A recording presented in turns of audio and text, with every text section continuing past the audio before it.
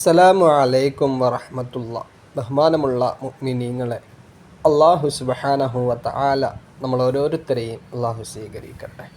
ബഹുമാനമുള്ളവരെ, എപ്പോഴും നമ്മുടെ ജീവിതത്തിൽ നമുക്ക് വേണ്ടേണ്ടുന്ന ഒന്നാണ് തഖ്വ.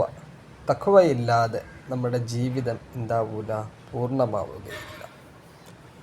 പരിശുദ്ധമാക്കപ്പെട്ട ഖുർആനും നമ്മളോട് പറയുന്നത്, യാ അയ്യുഹല്ലദീന ആമനുത്തഖുല്ലാഹ്, അല്ലയോ സത്യവിശ്വാസികളെ,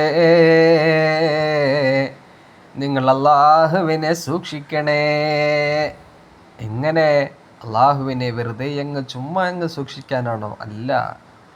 എന്നിട്ട് പരിശുദ്ധമാക്കപ്പെട്ട ഖുർആൻ നമ്മളോട് പറയുന്നുണ്ട്, ഹഖ്ഖ തുഖാതിഹി, യഥാർത്ഥത്തിൽ നിങ്ങൾ ഹക്കോടുകൂടി നിങ്ങൾ എന്ത് ചെയ്യണം? ആത്മാർത്ഥമായിട്ട് നിങ്ങൾ അള്ളാഹുവിനെ സൂക്ഷിക്കണേ. അള്ളാഹുവിനെ സൂക്ഷിക്കണമെന്ന് പറഞ്ഞിട്ട് അള്ളാഹുവിൻ്റെ പരിശുദ്ധമാക്കപ്പെട്ട ഖുർആനിൽ മറ്റൊരു സ്ഥലത്ത് അല്ലാഹ് പറയുന്നുണ്ട്, യാ അയ്യുഹന്നാസ് ഇന്നാ ഖലഖനാകും മിൻ ദക്കരിൻ വ ഉൻസാ, അല്ലയോ ജനങ്ങളെ, ഇന്നാ ഖലഖനാകും മിൻ ദക്കരിൻ വ ഉൻസാ,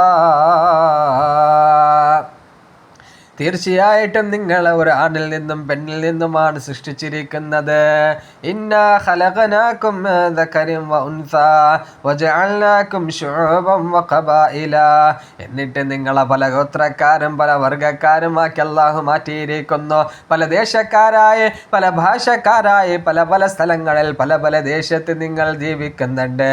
എന്നാലോ പരിശുദ്ധ ഖുർആൻ പറയുന്നുണ്ട്, നിങ്ങളെ പല ഗോത്രക്കാരായും പല ദേശക്കാരായും നിങ്ങളെ ആക്കിയത് ലിതഅറഫൂ, നിങ്ങൾ പരസ്പരം തിരിച്ചറിയാൻ വേണ്ടിയിട്ടാണ്. നിങ്ങളിൽ പല രീതിയിലുള്ള മനുഷ്യരുണ്ടായേക്കാം, പല വർഗത്തിലുള്ള മനുഷ്യരുണ്ടായേക്കാം. പക്ഷേ അള്ളാഹുവിൻ്റെ അടുക്കൽ അവൻ ഇഷ്ടപ്പെടുന്നവർ, അള്ളാഹുവിൻ്റെ അടുക്കൽ ആദരിക്കപ്പെടുന്നവർ, അള്ളാഹുവിൻ്റെ അടുക്കൽ ബഹുമാനിക്കപ്പെടുന്നവർ, ഇന്ന അക്രമക്കും ഇൻദല്ലാഹി അത്ഖാക്കും, അത് നിങ്ങൾ അല്ലാഹുവിനെ സൂക്ഷിച്ച് ജീവിക്കുന്നവരാണ്.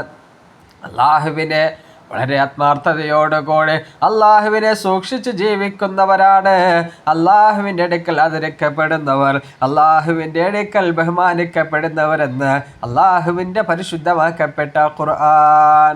അതുകൊണ്ട് അള്ളാഹുവിനെ സൂക്ഷിച്ച് ജീവിക്കണേ. പല പല ഭാഗങ്ങളിൽ അല്ലാഹ് പറയുന്നുണ്ട്, ലഅല്ലക്കും തത്തഖൂൻ. അള്ളാഹു സ്വീകരിക്കട്ടെ. ഇൻഷാ അല്ലാഹ്. അസ്സലാമു അലൈക്കും.